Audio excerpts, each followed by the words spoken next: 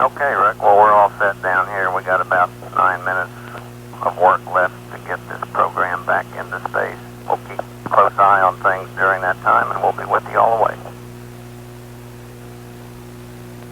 Thank you, Bob. We're sure looking forward to it.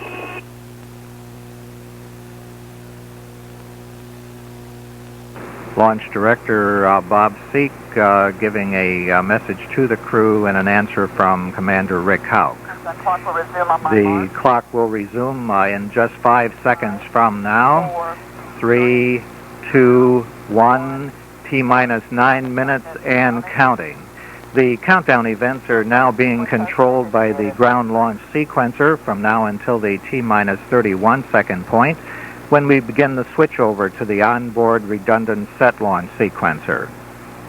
The ground launch sequencer is part of the launch processing system and operates by relaying commands to the onboard computers, which then report back to the LPS system that the commands have been executed. 8 minutes 30 seconds and counting. The primary job of the onboard computers is to check that all of the launch commit criteria, such as propellant loads, temperatures, pressures, and other measurements, are normal and staying within their prescribed limits. And Flight OTC, I'd like to have you proceed with the transmission of the stored program command. Coming up the 8-minute point, T-minus 8 minutes and counting. Flight OTC. The Orbiter Test Director has requested that Houston send the stored program commands, which is the final update on antenna management and frequency changes. This ensures that the orbiter has the latest information to speak to various ground tracking stations as it circles the Earth. Roger. Flight, proceed with transmission of the stored program command. T-minus 7 minutes, 30 seconds and counting, and the ground launch sequencer has started retracting the orbiter crew access arm. This is the walkway used by the astronauts to enter the orbiter. In case of an emergency, the arm can be placed back into position within about 15 seconds. Okay, we copy.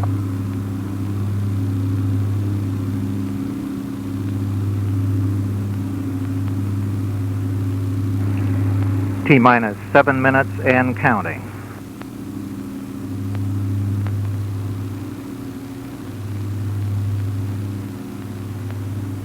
The orbiter access arm moving away from the orbiter now into its park position.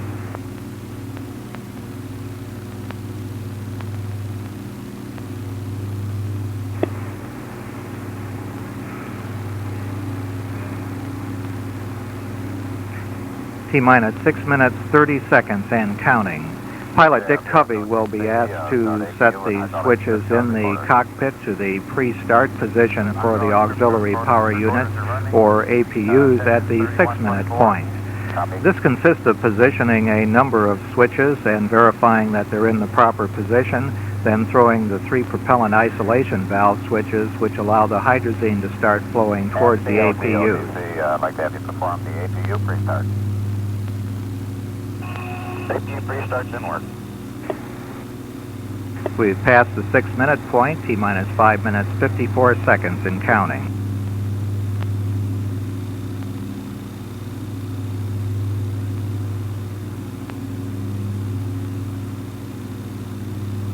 OTC, PLT, APU pre-start's complete. Pre-grade talkbacks. Copy.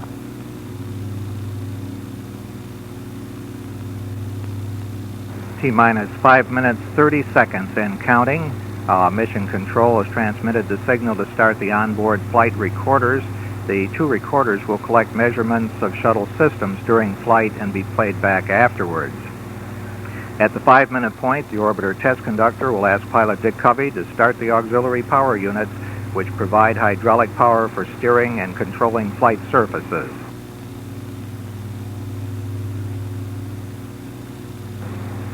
T-minus 5 minutes and counting. Let's just go for orbiter APU start. And PLT, perform the APU pre-start. Roger, and work. Pilot Dick Covey now flipping the 3 switches in the cockpit to start each of the 3 APUs.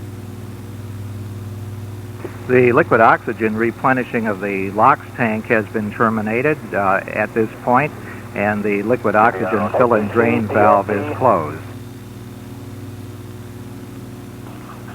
4 minutes, 30 seconds. FTC, the APUs are up and running. Copy that. The auxiliary power unit's up and running according to pilot Dick Covey. CDR, reconfigure heaters. Roger, that's complete.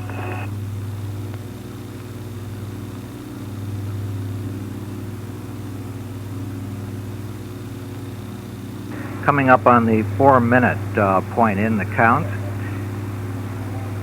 The crew has would normally close their visors, but will delay that. The main engine final purge sequence is underway.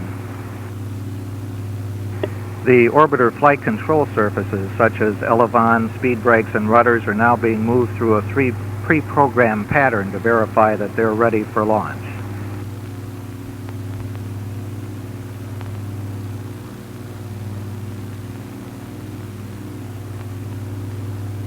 T-minus 3 minutes, 30 seconds. All 3 engines now being moved in a pattern to verify their readiness to support the ascent flight control. After going through their paces, they'll be aligned to their start positions.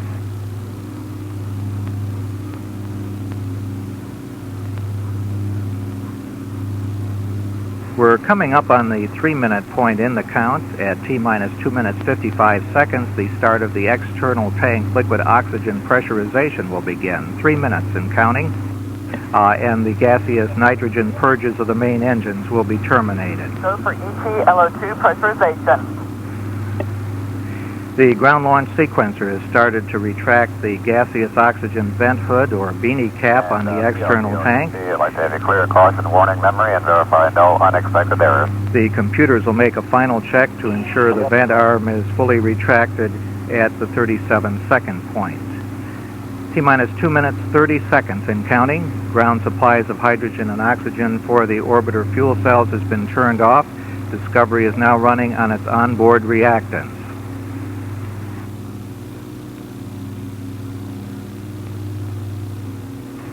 Coming up on the 2-minute point in our countdown.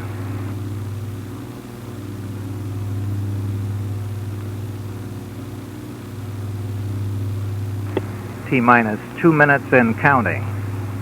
Liquid hydrogen replenish of the external tank has stopped and pressurization to flight level is underway. The vehicle is now isolated from all ground propellant and fluid loading equipment. Roger, that's complete. CLS is go for ET-LH2 pressurization.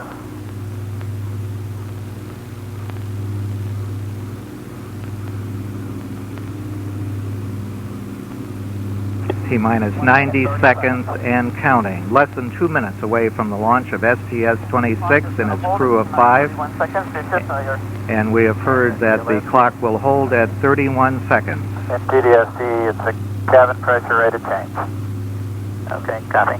ECL. We're anticipating the clock will hold at T-minus 31 seconds due to a failure. We have not heard what that is yet. It's going down. Probably due to the increase in the O2 going in from the suits. Okay, with your concurrence, we'll clear the air and proceed. T-minus 50 seconds and counting. We're going to clear the air and proceed. Had a concurrence from the launch director to proceed. And if we clear, we will not stop at 31. Is that true? That's correct, MCD. We will not stop the clock. The orbiter computers have positioned the vent doors, T-minus 31 seconds. We have a go for auto-sequence start. Discovery's 4 redundant computers have assumed T-minus 23 seconds and counting. The SRB nozzle profile. T-minus 15, 14, 13, 12, 11, 10. We're go for main engine start. 7, 6, we have main engine start. 3, 2, 1, 0, and liftoff! Liftoff. Americans return to space as Discovery clears the tower. Roger roll, Discovery. Crew confirms roll program. Houston now controlling. 3 engines at 104%. 3 good APUs, 3 good fuel cells. Standing by to begin throttle down to 65%. Engine throttling down now to maintain a certain speed as the spacecraft passes through max Q.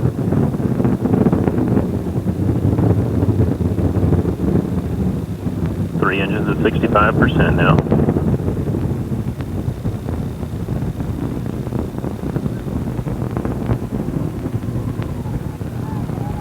Standing by to see engines begin to throttle back up at about 59 seconds.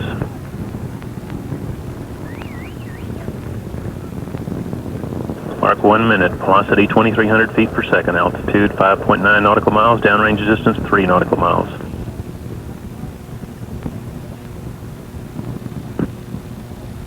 Discovery, go at throttle up.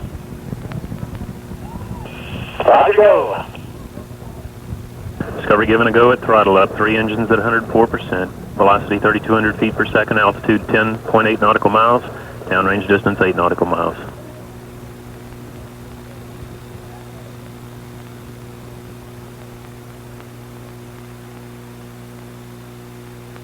At 25 seconds from solid rocket booster separation. 1 minute 45 seconds, 3 engines at 104%. Velocity 4,800 feet per second, altitude 20 nautical miles, downrange distance 19 nautical miles. Standing by for solid rocket booster separation.